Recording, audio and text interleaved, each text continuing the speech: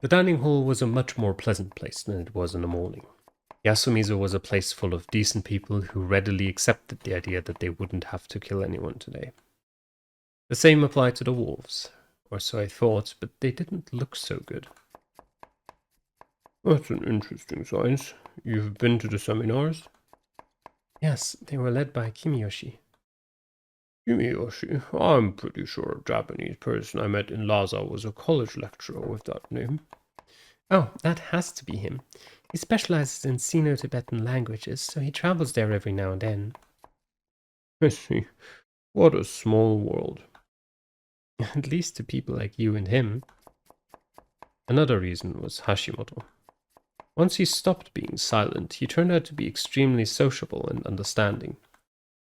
The dining hall would fall silent every now and then, so he walked around and talked to people, bolstering morale and seeming naturally suited to the role. He wasn't exactly a jokester, but everyone who talked to him seemed to be having fun. He'd even gotten a faint smile out of Haru. I wasn't jealous or anything. I did wonder why Chimi hadn't told me much about her specialty. And, honestly, I had no right to be jealous. I'd already used my looping to get together with 2 women. No. Doing what I did back then seemed the best thing to do in those situations, and... Putting Haru aside for a moment, both Chimi and Rikako were really charming. Chimi was a bit unhinged at her core, but Mitsuji wasn't all that different. Rikako was fun, and her two-faced nature was kinda attractive to me. But, well, I really wasn't in a position to think about what came after the mist cleared. I wish to talk to you, Haruaki. Oh, sorry, I'm a bit busy here. I am sorry.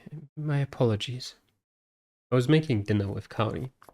I'd invited her to do it so we would be well fed and ready for tomorrow. Of course, this was to distract her from reality. I didn't want her unpleasant nature to take over and make her throw in aconite into the food, so I took it upon myself to cut the veggies. As I worked, I watched what was going on at the dining hall. I could see most of their faces from the counter. Last time, the first day was relatively peaceful, but this day was even more relaxed. Tai's incessant prayers and Kanzu's continual state of high alert made it a bit uncomfortable, but that was it. One reason for the good atmosphere here was the fact that no one had died yet, so it was still possible that it was just some sort of sick joke. Another reason was the presence of the one who died all the previous times, Hashimoto. He was a master at helping everyone lighten up. I could even include Mamiya as a reason. Hashimoto was alive, and she wasn't a wolf this time, so she wasn't hysterical like in the previous loop. Though she was writing something with a troubled frown on her face. Gathering material, I assume? I'm not sure I'll turn this into an article, so I'll go with no for now. It was interesting, though. You're cold? Yes, I just thought that the local story doesn't seem very Japanese. Oh, I'm a bit interested in that. Can I even talk about this? Won't my take on the local legends upset you? Who knows? I'm kinda interested. I don't give a damn. I don't have anything better to do. What about you, Rita? This is your thing, right? No. Work concerning the divine is the Miguruma's responsibility. But I would be lying if I said I was not interested. Things were going just like they had last time. Everyone was interested in what she had to say, and she revealed her knowledge about god slaying and servant worship. Susanoo beating Orochi, Aesop's fables, Yomatsu Ookami, aka Izanami. Then Tai became upset, just like last time. The only difference was that I wasn't involved in the conversation. Okay, let's leave it at that, though there's something that has me curious. I want you to tell me about the song that's sung here. Oh, she herself mentioned it, huh? It led to just about the same words as last time. Mamiya pointed out how the lyrics had a lot to do with the feast. She began questioning the parts she didn't understand, such as the badger, and Kionosuke, among others, answered her. Interesting, but it's strange that the badger disappeared. I wonder why. The thing I pointed out last time was now pointed out by Hashimoto. He and Mamiya continued examining the relationship between prayer to Shinai and the feast. Tai mentioned that the badger was a servant of the Ookami and that there was a statue in the Shinai shrine. She also talked about the late Gen's words.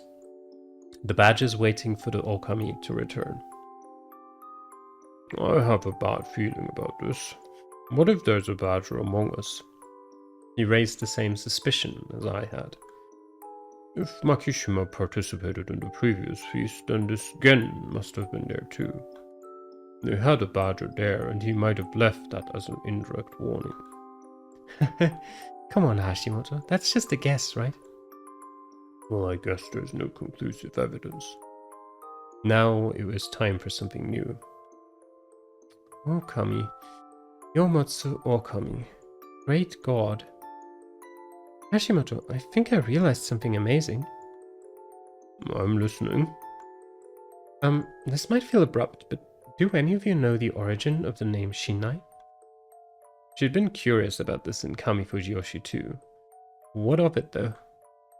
I heard that Mount Shinai is officially Mount Sarunashi. Saru probably became Saru, while Nashi became Nashi. And doesn't flow as well when it's just kanji changing. That's wrong, Nosoto.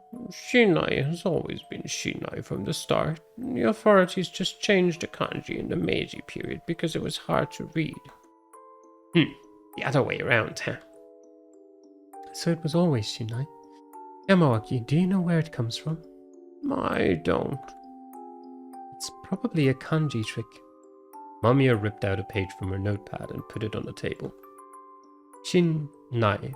The Nai kanji is made up of the kanji for big and show. She wrote down the relevant kanji. When you switch them around. She then wrote down the kanji for big, then show to the right of it, and shin to the right. The result was that. To the left side of the kanji for God, there's a radical for show, and it's even more obvious in its old form. This means that the result is Ookami, great God. Shinai equals Ookami.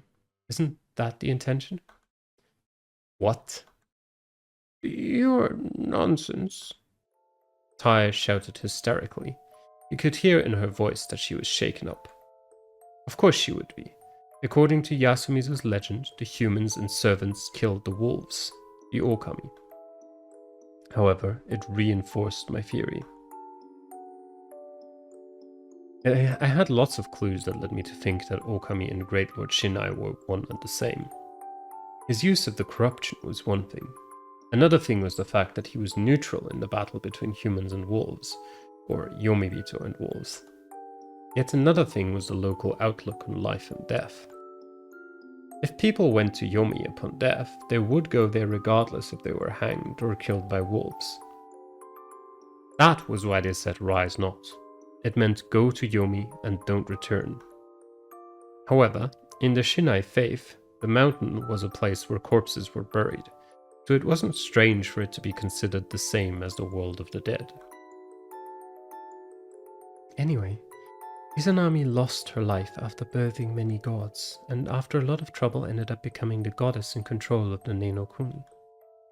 Nenokuni? Another name for Yomi, the underworld. There's also Nenokata Sukuni. Some say it's somewhere beyond the sea, while others think that Nenokuni is just a place within Yomi. Maybe I was reading into this too deeply, but Nenokuni, country of roots, gave me an image of the underground of a tree-covered mountain. Wait. Sure, that's not a stretch. What's the point of hiding the great god side of Ookami anyway? Maybe they did it so there wouldn't be any confusion with the Omiwa shrine, or maybe they warped it to incorporate it to Shinto. Or maybe they needed to hide the faith? Hide the faith? They could have been in a situation where they couldn't worship the Ookami in public, so they had to hide it. They might have protected the faith by making it change shape. Like how during the Edo ban on Christianity, early Japanese Christians worshipped Maria Kannon instead. Also, it's not unusual for a god's main servant to be confused for the god himself. This might not sit well with some of you, but legends and myths can change not just through borrowing aspects from other legends and myths, but also through political events. There was a time when myths and government were closely tied, so myths had to change whenever the politics did. If settlements merged, their gods would marry, while gods of places annexed through war would become the conqueror's god's servants or demons. Or maybe they'd merge separate gods into one. The people shaped them according to the power balances of their day. That's why powerful gods and devils have many other names, forms, and incarnations. These are remnants of long-forgotten faiths. The legends and myths that have lived to this day and survived through countless such changes, of course they would have contradictions. With that in mind, if you look at it from that perspective, the meaning of prayer to Shinai changes a lot. I don't know the truth, of course. After all, the song doesn't mention anything about wolves or guardians being opposed to each other. That was true. Now, if Ookami or Shinai was still on good servant-master terms with the 5 guardians, perhaps he gave the people the powers of the guardians and used the song to inspire them to fight Yomibito. In other words, among themselves. She went that far with this audience? Apologies, but hearing that is not pleasant in the least. Exactly. Don't talk like you know more than us. Naturally, Rikako and Tai had something to say about that. Oh, we are truly sorry. We are inquiring into these legends and myths because they seem credible. If they didn't, we wouldn't have participated in this and instead insisted on leaving and calling the police. That's kind of what I'm doing right now. I say you're half trustworthy, Serizawa. No one here is actually suspicious yet. But it just so happened that the badger was almost left out of the legend. Both the legend and the feast's rules were transferred through word of mouth. We're simply afraid that you two, despite your extensive knowledge of the legends, happen to miss or forget something important. It is true that I cannot deny that possibility completely. Uematsu, but... Well, at its core, it's more simple than it seems. Yasunaga Oribe, was it? Oh, yes. We agreed that humans wouldn't lie. But if there were a human that sided with the wolves, a badger, basically, he or she would surely lie or do something drastic for the sake of the wolves. Don't you agree? That's true. Even if it has nothing to do with any badger, we should be wary of such a case. But a compulsive lie is an ally to the wolves, even if they're human. We'll hang them on the spot, right? Yoshitsugu, who'd been sitting at the corner of the room and staring at a wall in boredom, suddenly spoke up. He wasn't wrong in the least, which was probably intended by Hashimoto. It appears we will have to avoid doing something we would regret. That's true. You don't have to tell us. We all live honest lives. Shinai is watching over us always. I like that. It's a simplistic faith that brings out the best of humanity. With that, I finally understood something. Yurai Hashimoto was the same type of person as me. Wait, was the last one already? Oh, that was already us. He controlled people through speech and manipulated their emotions through words to put himself in an advantageous position. The difference between us was that his conscience, presence, and persuasiveness were far above mine. And he was a human, an enemy to us wolves. Haru was in a seat near Yasunaga, and Mochi's not saying a word. Pretending to pick something up from the counter, I crouched down and looked at Kaori. With her back to everyone, she cut veggies, and though her expression wasn't as bad as before, it was still full of anguish and unease. Time passed by as everyone chatted, ate a larger dinner than ever before, chatted a bit more, then split up.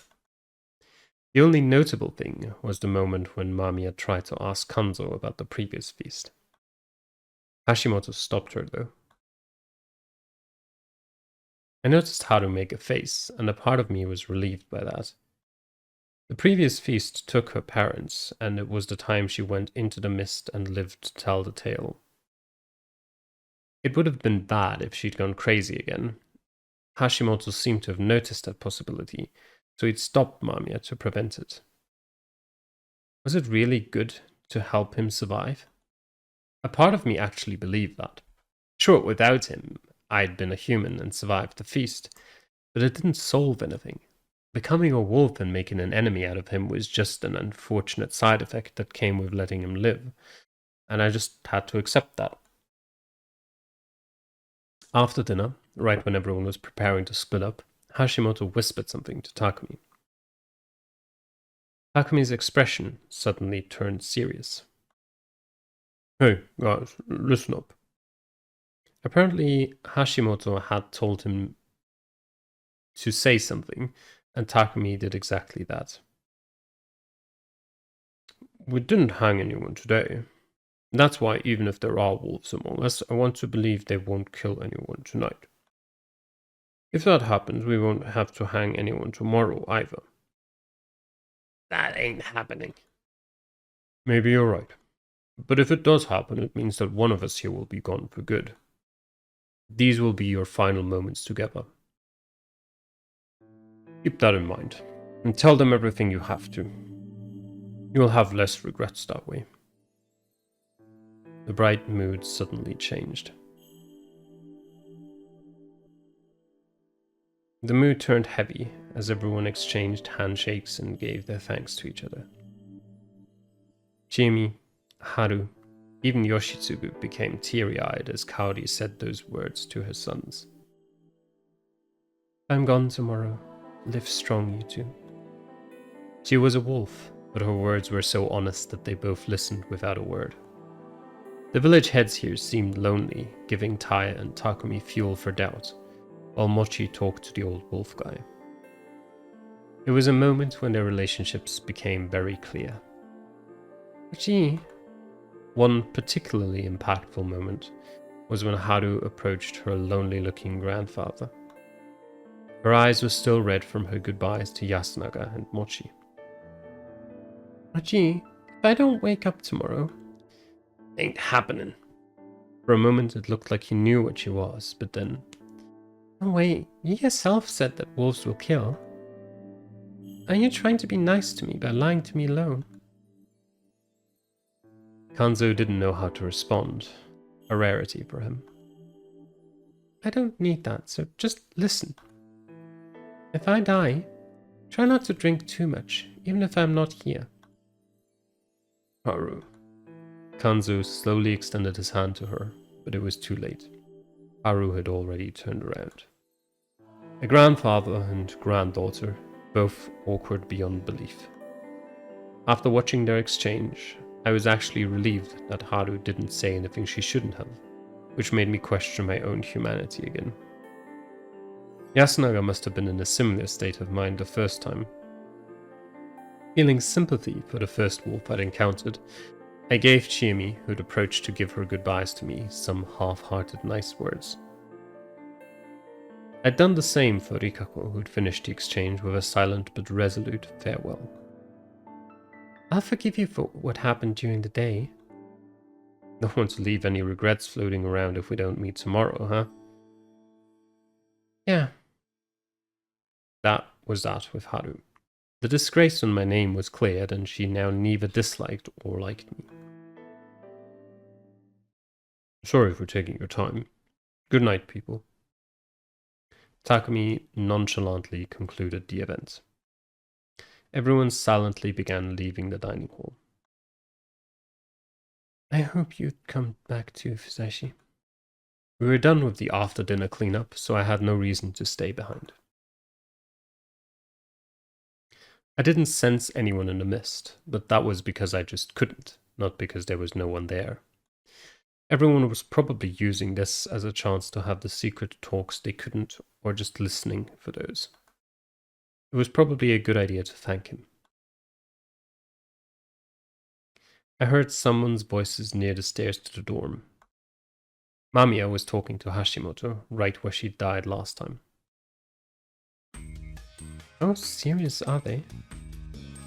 Completely, I would say. That means we will be killed if we act suspicious. Like every journalist knows, the scariest things in the world are humans. Yes, even in occult matters, when someone dies and there's proof, it's always done by humans. Excuse me. I considered eavesdropping, but it would have been bad if they noticed, so I called out. Zaishi, you scared me. I'm sorry. Hashimoto, thank you for what you did today. I did something? If things continued like they did, I would have been killed. Oh, well, if that happened, we would have surely been next. That's true, but really, thank you. No need for that. You helped us when the mist came, so let's consider it even. Okay, but is it really bad to walk around at night? It seems like a good time to escape. I suggested that too. I don't think it's a good idea. I've never seen a mist so dense. You get lost if you went to the mountain at night. It might be small, but it's still dangerous. Also, the residents here consider that a taboo, and they're probably the bigger danger. You think they'd attack us? Oh no, I don't think so. It's just that belief can sometimes make people see illusions. If we're surrounded by those who believe, we will eventually join their ranks. From my experience, the best thing to do in these situations is to distract yourself by trying to think about something else. Those were some meaningful words. You don't believe in any legends, do you? I don't think about whether I believe or not. That's something for the specialists to think about once they've assured their safety. Right, Q? I don't know. I'm not sure if I can make an article out of this. Personally, I just want to leave this place in peace. See, I hope that happens. That was the end. I bid them good night and went my own way. I hadn't met anyone else on my way back to the prefab. Yoshitsugu didn't invite me to go out at night, and neither Chiyomi nor Rikako visited to have a talk. They were probably satisfied with the goodbyes in the dining hall. Everyone used to struggle at this time because they hadn't felt like they'd done everything they had to. This time was different though. Everyone was calmly waiting for the wolves to strike, fully ready for it. The humans were in the perfect mental state. There was nothing for them to worry about. And it was all because of Hashimoto. Then there was the exchange just now. Oh, well, if that happened, we would have surely been next. To me, that sounded like I didn't do it for your sake. No need for that. You helped us when the mist came, so let's consider it even. And that was like, you sure helped us at a strange time, huh? He seemed reasonably suspicious of me. Was I just overthinking it? No, that would be overly optimistic. It was clear to me that he'd made it past the first date better than anyone so far, even myself. If he was that talented, he must have already analyzed the situation and noticed that something was strange. They happened to have their tires burst, then be given rooms and gotten caught up in the feast. It was clearly orchestrated, and I was the only one who stood out as a suspect. I'd been chosen by a village head, joined them in their van, and actively gave them a place to sleep. The situation was made even worse by the fact that they were right, and that I was a wolf. Since I couldn't mention the looping, I couldn't really say that I was their savior. Not only that, but he was the monkey.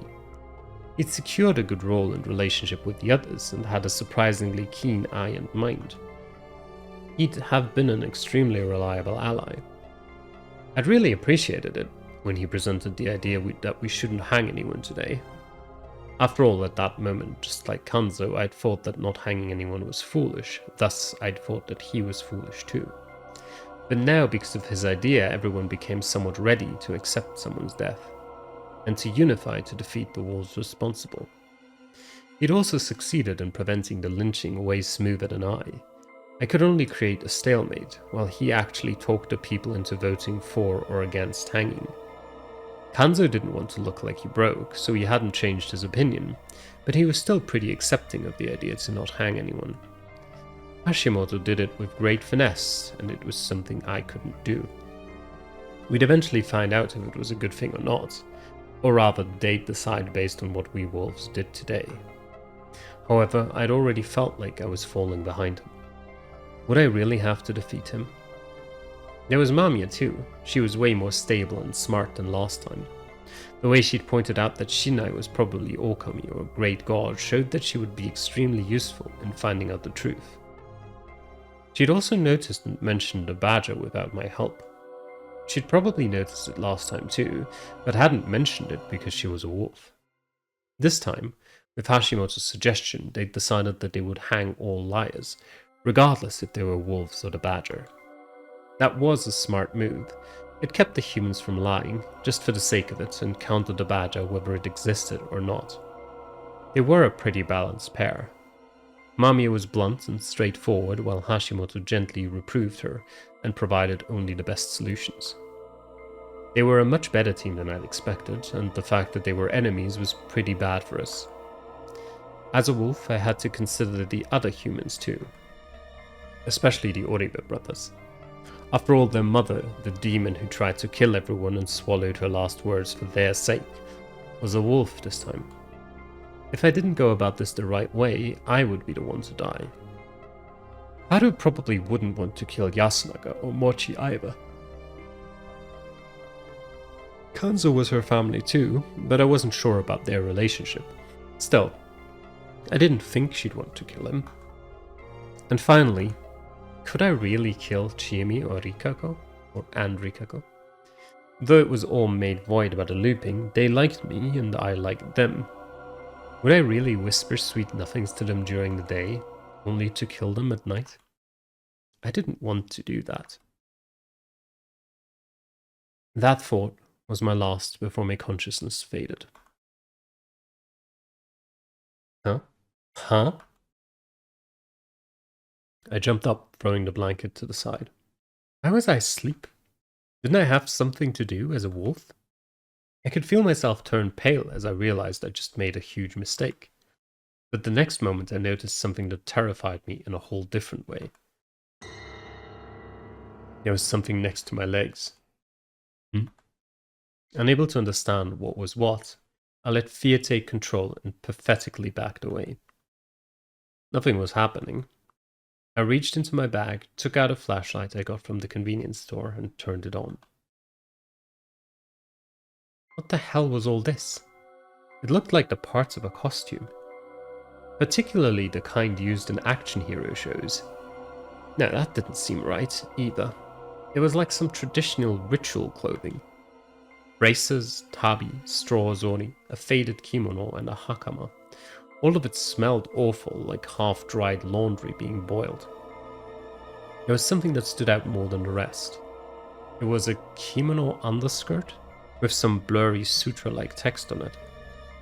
There was another piece of cloth with similar text on it, and it was connected to something weird.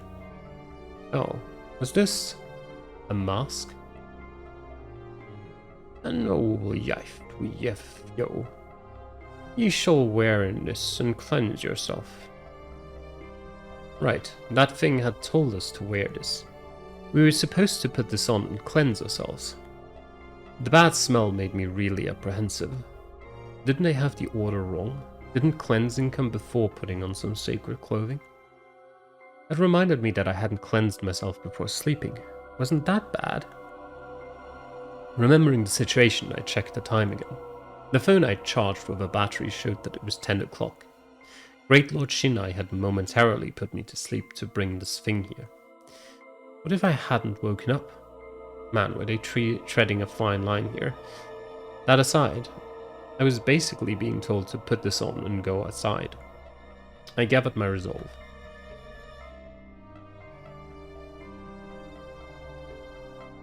Was this good enough? Though the lighting here was poor, there were fewer pieces than I thought, so I could put it on without much trouble.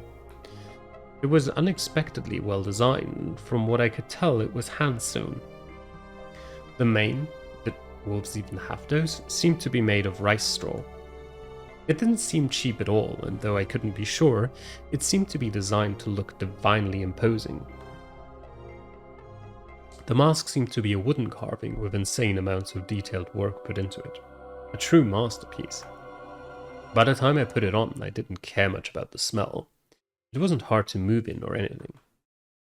The inscribed cloth on the bottom was connected to the belt. I put it on like it was a traditional grass skirt, and it wasn't a big hindrance for running or anything else. The cloth connected to the mask hid the face like some kind of stagehand's clothing, and I could only see a head through the gaps between them. The wolf-like mask itself was simply resting on my forehead. As I put it all on, I found a bucket and a ladle among the items. It was full of water, and I knew I had to cleanse myself with this. I was a bit apprehensive about this, but I took out some water and poured it on my head. It jumped off the rice straws, making my shoulders wet or spreading across the area. Was I doing it right? I was still worried, but just putting it on was meaningless, so I put my hand on the door and sensed something bad outside. It wasn't anything vague, like bloodlust or evil mojo. It was sounds I could actually hear. I heard grass being parted. I heard the sounds of something walking through the sand. Shallow breathing, low growls, distant roars full of malice. It reminded me of the time I was locked in the outhouse and I sensed something bestial outside. This was exactly the same as last time. There was something outside. Lots of them, in fact. Last time I'd only survived because I held the door shut when something was about to open it. And I had to go outside this time. I'd be okay just because I was wearing this. No way. It seemed like a sick joke. No, but I really wanted to see it. What a familiar sensation. Just then, the doorknob clattered. Saishi, are you awake? I still heard beasts outside, but the voice clearly belonged to a girl, Haru Makishima. Haru? Don't call me that. Is it safe? If you wear the mask and cleanse. Was she telling the truth? Was it really her outside? Even if it was some sort of illusion, if I didn't open, my presence in this flow of events would be pointless. I fired myself up and unlocked the door. Whoa! The moment I opened the door, I saw a short wolf that scared me like hell. You're too loud. Are you really Haru? Yeah, look. She moved the cloth covering her face, and sure enough, it was Haru. She was clad in a wolf outfit and had the bucket and ladle in her hands. You need to take yours too. We're bringing these? Yeah, we need to spread water as we go. She took some from her bucket and spread it behind her. That action was followed by squealing sounds. I felt something squirm and run off. What is that? The bringers of the corruption. She spread some more water. This time on me.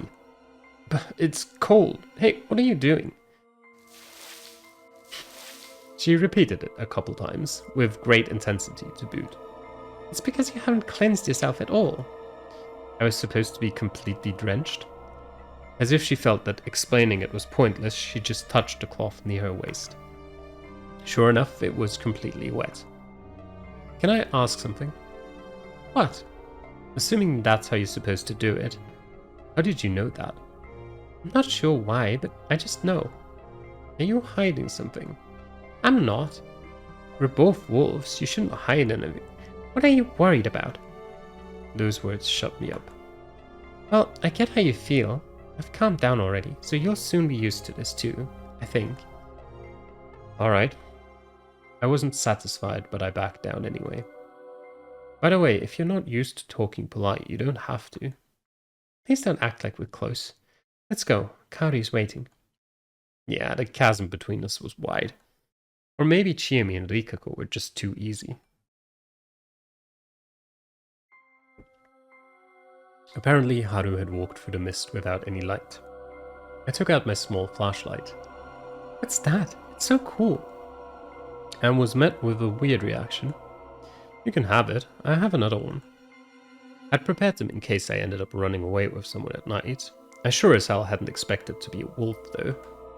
Oh, really? Yeah, it's dangerous in the dark. How did you get to me anyway? I know Yasumi's paths by heart. Made sense. It was dangerous regardless, though, so I just gave her one and showed her how to use it. Just make sure no one knows about it. It would be really bad for us if they find out we walk around at night. That's true. Alright. She spread some water again, then put the ladle back and took the flashlight. You spread the water now. She led me through the dark path. I could barely see anything, but I did sense something bestial in the darkness. It was clearly hostile toward us, and several of them were surrounding us from a distance. However, they didn't come any closer. They also backed away if I spread some water. The flashlight could barely make it through the mist, so it didn't help to see anything in the distance. It was pretty useless, to be honest, but Haru seemed to like it. She also swung it around like a sword, or rather a lightsaber. What were these bringers of the corruption anyway? Actual Japanese wolves, perhaps? Every now and then I saw eyes light up in the mist. Besides that, I also heard growls and the sounds of something stepping in the sand. Dogs, right? That had to be it. Yasumi's was completely full of dogs right now. That expression made it seem adorable, but seriously? No way. If my assumption was right, this situation was way scarier than some simple supernatural phenomenon. I continued spreading water, too much of it, all the way there. Fusaishi. A wolf of the same stature as Kaori stood up from the chair in the dining hall. It was very surreal. Yes, I'm Fusaishi. You're Kaori, right? Yes, I was a bit worried. By the time I came, he'd already changed and was about to leave. You didn't have any problems? Not really. Did you also know how all this works? Yes, I have no idea why, but I just knew it. It's strange, but it probably had something to do with what Shinai said. There were 3 of them, right? Is it supposed to be like that? I don't know. The journalist said that Shinai was Ookami. Maybe that's why we have 3 of them. That means that they're our guardians, one for each of us. That's good enough for you? I mean, you saw them, right? Right. That strange experience did actually seem supernatural. People tended to accept anything they could see. Then, shall we go? Huh? Where? To kill. Wait, what? We have to decide who to kill first. Oh, that's true. I guess I'm in a bit of a rush.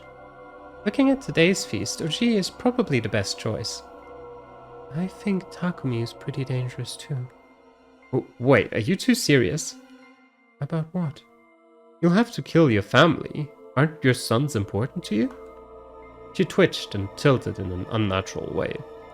I know that. Of course they're important to me, but I have no choice. I must do as Shinai says. Kaori.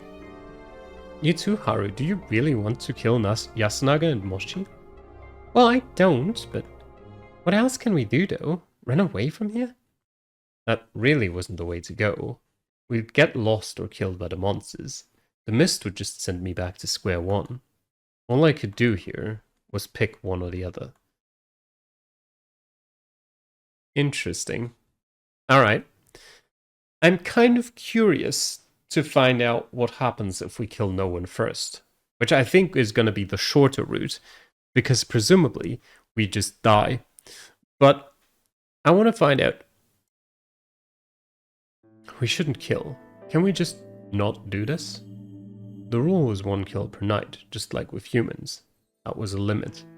Basically, we couldn't kill 2 or more, but there was no rule about not killing at all. Thankfully, we had the perfect situation for that. Get a grip, Kari. This isn't something divine, it's just a terrible conspiracy. You will regret listening to it. Your body proves it. Body? You're shaking and can barely talk. If it's so hard for you, you don't have to force yourself to be Shinai's servant. Thankfully, Takumi created a situation where they won't kill anyone if we don't kill first. No one will have to kill anyone if we don't start it. Really? Is that true? Yes, and as long as neither side harms the other, we can find a solution to this. Of course, it's hard to maintain mutual trust in this situation. But isn't this much better for you than killing your own sons? You're right, of course. I did it. Yasumi's laws weren't absolute. I just proved it. Or so I thought. I felt a light impact on my side, and when blood started pouring out, I thought I was living out some sick joke. A moment later, my consciousness quickly began to fade, making me once again realize that death could come out of nowhere. God damn it, Haru. As I collapsed on my back, my eyes met those of the smallish wolf, Haru. Even through the cloth, I could tell they were cold, stern, and full of disgust and hatred for powerless vermin. I shouldn't have expected anything from an outsider. The words were even colder than the encroaching shadow of death. Mountain's laws are absolute. In her hand, she had a bloody grass sickle. You know that, don't you, Kari? My vision soon faded completely. We must put Nii and Yoshi out of their misery. At first, I'd felt the taste of blood fill my mouth, but even that was gone now. That's our mission. I couldn't feel warmth or cold anymore. No, I won't. Alright, then die. I stopped hearing whatever they were up to, and as my consciousness faded, I realized that I'd failed. Man, the wolves this time were just awful.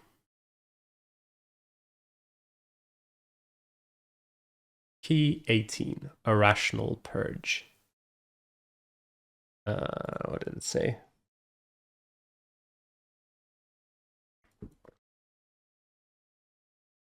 I have finally become a wolf, but there must be things I can only see from this perspective. It seems the brainwashing doesn't work on me, so we can avoid killing and try breaking the law.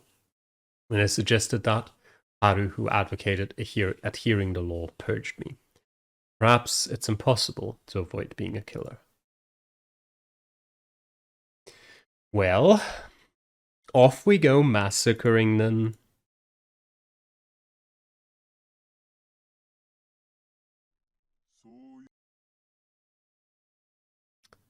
Alright, let me open the chart.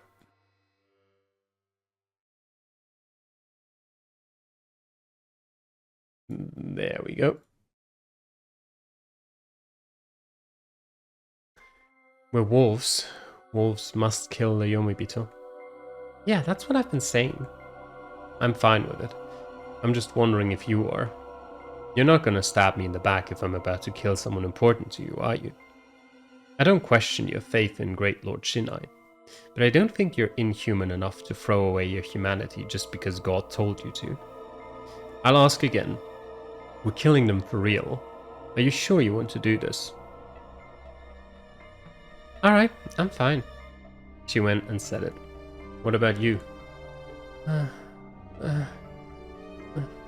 Alright. Then my words were cut off, and so was my breathing. What? We have to kill ourselves.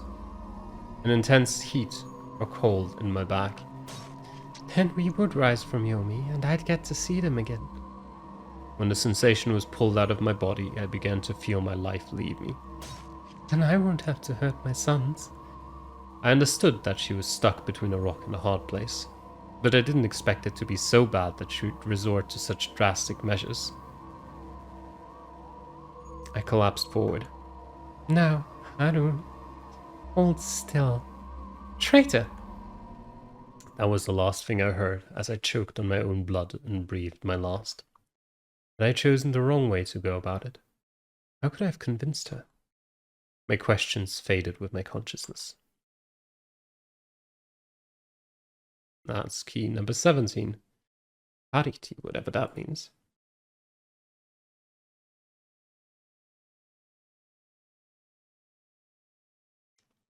To be a wolf means murder is unavoidable. After telling her that, my supposed ally, Kaori, killed me.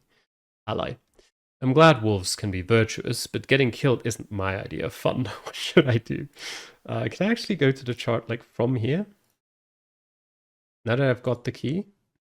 I guess I can. Trick them. If I insisted on killing, the mother snapped, and if I insisted on not killing, it was the girl. That experience made it impossible for me to choose either. The locals could have at least had the decency to harbor the same kind of madness. If I continued this with little tricks, it would lead to problems in the future.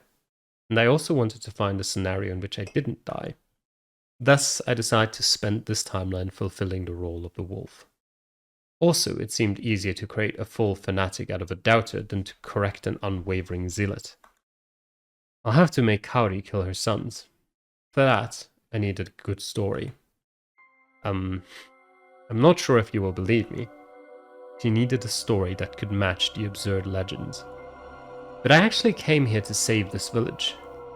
It had to be like entertainment and seem like fiction, like something Rikako would like. Excuse me? To say this? They lended an ear to me. I had it in the bag now. You might not believe this, but I can see things most people can't. This power gave me some trouble, but now I use it to solve certain problems. Then what was that about giving up on life? A lie. A young man seeking death is shown sympathy in rural areas. I often need to blend in on my jobs. This time I came on a request from someone from Kami Fujiyoshi. Who? A village head? Yes, I can't say who though. I was told to investigate the supernatural phenomena in Yasumizu. I infiltrated Yasumizu and sure enough everyone is barely human. Kaori gasped. None of them know it. The boundary between Yasumizu and the afterlife is indistinct, so neither you nor they realize it. But now that the mist is here, the false peace is over, and now we must fight those who fell to Yomi. That's what the mountain god, the great lord Shinai, desires. Last night we saw what the wolf-faced god wants. Why is this happening? The truth was less important than the ties to the real story. That's the kind of place Yasumizu is. Anyone who eats the local food eventually becomes a part of Yomi, in both mind and body. That's what happened to Great Lord Shinai's guardians too. They resurrect whenever the mist comes, and this god must defeat them every time. Why is he being so indirect about it? Because he's weak right now. That surprised them both. Shinai is weak? Yes, after all, the mountain is controlled by the 4 head families, who worship the 4 deceased guardians. They probably don't know it though, and they probably wouldn't believe if you told them that their ancestors have already betrayed their god and sided with Yomi. Someone will have to deal with them too, but for now we just have to survive. Is everyone in Kami Fujiyoshi Yomibito too? No, apparently it's just everyone in Yasumizu. You're the only humans here. I'm not sure why though. No, wait. Kaori, you're not from here, are you? There's a connection pulling you to your homeland, somewhere north of here. How did you know? I just saw it. That was a lie, but as someone experiencing these loops, I could easily simulate the supernatural phenomenon of knowing things before they were told to me. What about me? You... honestly don't know if I should say it. Huh? I was honest this time. She survived going to Yasumizu 8 years ago. That alone was special enough, but would she be okay to hear it? I would just buy some time. I'll take this, thank you. I took a small, sharp grass sickle from her hand. It didn't seem like a supernatural power exactly, but I just needed to look skilled. You would have killed me if I, an outsider, went against Great Lord Shinai's laws, right? How I'm used to rough stuff too. Cowdy, you also planned to go wild with that knife over there, didn't you? That's not true. It is. I can see a demonic goddess who loves her children within you. The hell was I saying? You were intently listening to me, at least. It's a strong and righteous goddess, but you're currently blinded by her. She's keeping you from hurting your children and facing the truth. I understand if you don't want to trust an outsider like me, but as you can see, I am your ally. I have the skill and experience needed to deal with the Yomibito, and know what must be done for that. Kaori. No, without them, my life would have been meaningless. I understand that it's not something I should say right now, but their lives don't belong to you, Kaori Oribe. They aren't a replacement for what Fujiyoshi took from you and what you lost here, especially your husband. Just how much do you... Your husband is right behind your right shoulder. He's a lot like Yoshitsugu, isn't he? She began crying loudly. What a cliché act this was. They don't know that they're with Yomi now, and they're unknowingly tainting their souls. Their souls are silently crying. As their mother, you must rescue them. Can't you look at it that way? You need to survive, leave this place, and live your own life. Your husband seems to think that too. I haven't done anything motherly my whole life. No one will blame you. I knew that I was only raising them and tying them down out of selfishness. I had Yoshitsugu protect me and wished for Yasunaga to take me away from here. I have no talents and can't leave this place on my own. I looked at Haru, worried she might pull something, but she just shrugged a bit. It's my fault they don't get along well, I know, but what could I do about it? I had no idea that Kaori was hiding such weakness under her motherly strength. I had to ignore my guilt over taking advantage of it. It's not their fault either. The peace in Yasumizu was brief, but they survived and grew up to be great boys. But that's over now. We must end all this before the dream becomes a nightmare. No one's at fault. No one will hold a grudge against anyone.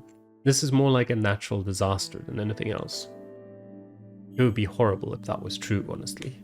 I silently hoped that my lie wouldn't become reality. I also felt that the root of all evil for her in my story were the Higuchi. They'd sent her here, after all, but I kept quiet about it. Anyway, my story seemed to have captured her completely. One thing. Can I ask just one thing? What is it? I had to give her something to help her gather her resolve. If I will have to kill them, let me do it early. Let me put them out of their misery. That wouldn't be good for us. If we made the killings personal, someone would notice. Taking out Yasunaga at the start was one thing, but following it up with Yoshitsugu? Would she even stay sane with them gone? But I'm fine with that. Haru had just silently listened for most of my story, but now she'd made herself an obstacle. You won't kill with us if we don't let you, right? I just want to put them out of their misery. That's it. That's always been it. I just realized it. If you don't let me do it, I will do it myself. See? If Kaori let her emotions take over and acted independently, she'd most likely put us in a terrible situation. She'd probably prepare food with aconite. Kyonosuke would notice and she'd be hanged. That'd be of no use to us. She could also use more messy methods, but no matter what they were, they'd have minimal effect. Violence needed to have perfect timing and force behind it. In that sense, Chimi's rampage last time was perfect. If you make it personal and kill your sons, you would be suspected. I don't mind, even if it gets me hanged. Your husband wants you to leave this place. Even if my sons or husband wants it, I don't think I can bear killing them with my own hands. It would trouble us. A single wolf's death means that a third of us would be gone. But, however, if you leave your death to us, then we will help you. This was awful. Yes, alright. It was awful. I was awful. This team was awful. I don't see your husband anymore. Dear, I'm so sorry. Crap. Ookami, her sons were basically a replacement for her husband. What she wanted now was basically a forced group suicide alongside her sons. That was the compromise, the overlap between the laws of the mountain and her ego. Why were humans so hard to manipulate? Then let's start with Yasunaga today. Yes. Haru, are you okay with it? Does it matter? Ni is a Yomibito. You killed him, didn't you? Like a brother. That's it. If you want to slay him tonight, I won't be selfish about it. Wait, did it say liked? You liked him. Why did I read that as killed? I mean, it has a K and an L, but... okay. What a good girl. Thank you. Everyone in Yasumizu was a good person. I wasn't, and to me they seemed completely insane. Mamiya had probably felt similarly last time. That was why she died like that, and I had no intention to follow her footsteps. I decided that I would survive, and if that required me to become the best wolf, so be it. And that's where we'll end this episode. It's certainly a ride. It's going somewhere. I don't know where this loop is going yet, but we'll find out. So yeah, I hope you enjoyed watching. Thanks for doing so, and I will see you next time. Till then, bye bye.